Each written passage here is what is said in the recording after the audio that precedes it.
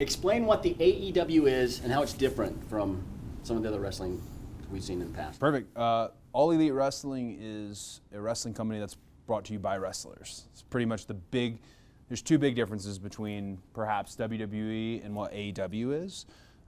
We had this free agent situation where we had the best free agents in the world who were available. It was Kenny Omega, myself, Mad Nick Jackson, and Tony Khan, who owns and is a founder of AEW. He's the one who sought out us and made us the EVPs so that it could be a wrestling company run by actual wrestlers.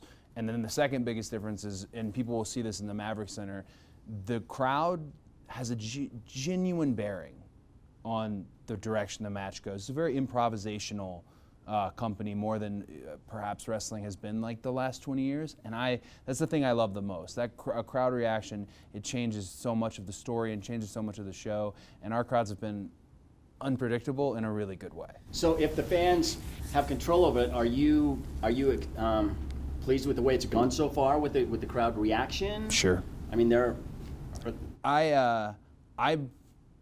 I'm more than pleased. I mean, the fact that wrestling coming back to primetime TV was a big challenge to begin with, and then to land like top 5 cable series, and then within year 1 to get the extension, all of it has to do with these crowds.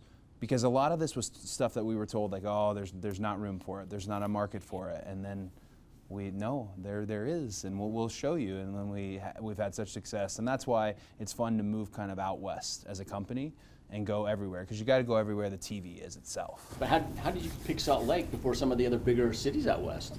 I wish I could take credit and say it was me.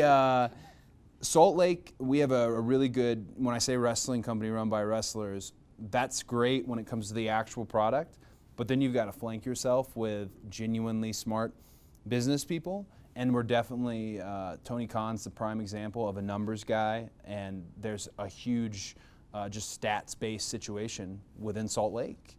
That was whether it be the pay-per-view streams or whether it be the actual TV rating. It's so fun now. It's all new to me, but every week you get these sheets and these graphs, and there's a bunch of wrestlers reading them, but it's really cool to see. You'd never think you were represented so well in some of these spots, and we wanted to go to all those places first. And then as we move our way, our next big pay-per-view is in Vegas. It's cool the trucks all move that way. It's a whole crazy operation. You talked about, or it's been talked about with analytics. Mm-hmm. I mean, analytics is becoming more and more popular in sports. The Jazz use analytics in all their stuff now. How are you guys using it, and how does that impact the sport?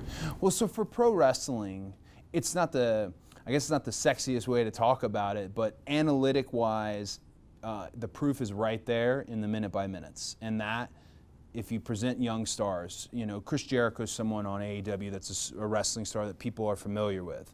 But then you have people like Darby Allin, young guy, not been seen, and when you present them and you set them up for success, we use analytics in a way to see, are people staying tuned? Are people buying the merchandise? Or is there an uptick in just his general presentation? And the numbers don't lie. And we have all these really great rookies who do that for us. Everybody's kind of on an uptick. So for wrestling, they're used very differently than in the real sports world, but they're still used really smartly as well. So if you look at the analytics, are the good guys more popular, the bad guys more? Who's more popular with the fans right now? It's hard to say there is even such a thing as a bad guy anymore in wrestling, because the moment you go bad is the moment you're all of a sudden the most beloved character. And the wrestling audience for a really long time, I feel like people kind of treated them as if they were not smart.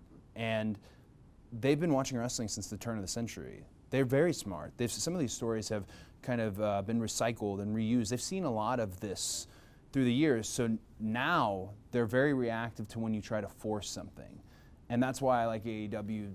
It's probably one of the things that's so special. Everything is really organic. There's nothing that's being forced down, because like I said, the moment you force something is the moment they go the completely different way. And our performers are all on the level that they can go with.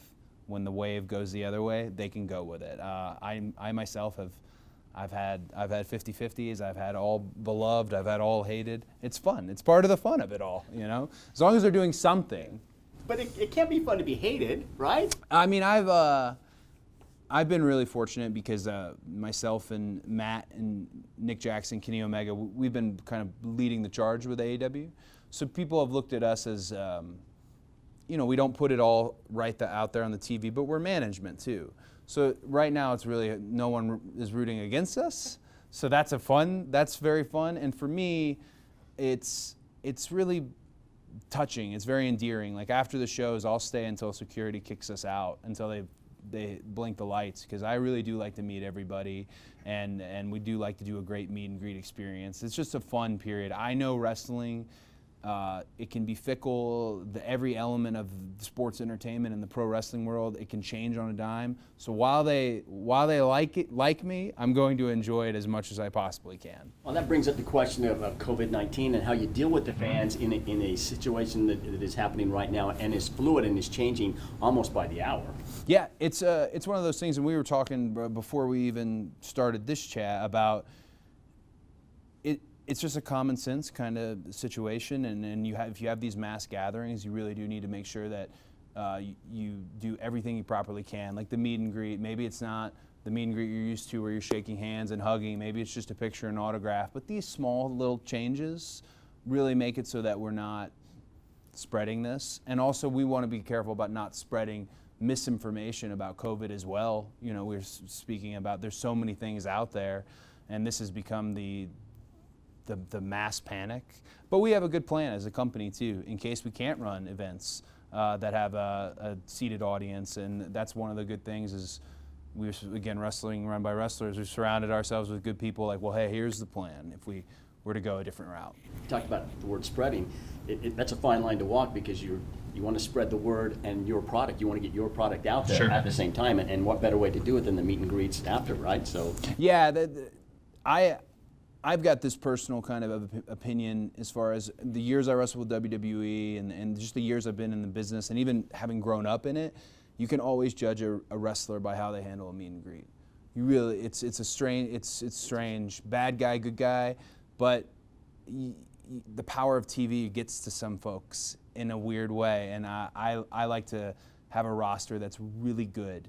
We're also the only, at the moment, sensory inclusive wrestling company out there. Our partnership with Culture City, if you have PTSD, autism, any invisible illness, we have the bags available at every show with the headphones and the fidgets. And most of our arenas, Culture City sensitive, have the rooms you can go in case it gets a little too overwhelming. So very, very heavy in the fan service. What kind of reaction do you get as an executive? I mean, because you have to know that pro wrestling, they don't look at people like seeing you in a suit and being the executive and having all these ideas and making the culture, trying to change the culture is got to be a little foreign to some of the fans.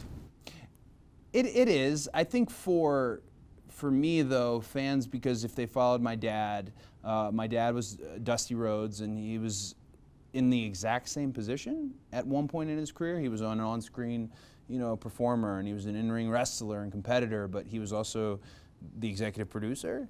I don't know how 30 something years later on Turner in the Warner Media family, I don't know how I got the exact same job, but I think they look at me almost like what a perfect fit for that role.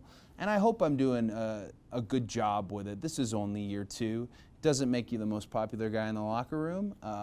Somebody has to make tough decisions, but so far, all the decisions have been good decisions. So what can the fans expect tomorrow night at the Maverick Center? It's an absolutely different type of wrestling. It's more of a sports-based, it's more gritty, it's more between the ropes. What you'll see, and I really genuinely mean it, what you do as a member of the audience affects what happens in the ring. So you have every excuse under the sun to go completely nuts and lose yourself in that environment. It only makes the show great for us, and it's so cool to be able to watch yourself on TV live, because this will be live on television. So what they do as an audience member, they've got full court, they can do whatever. It really helps the show.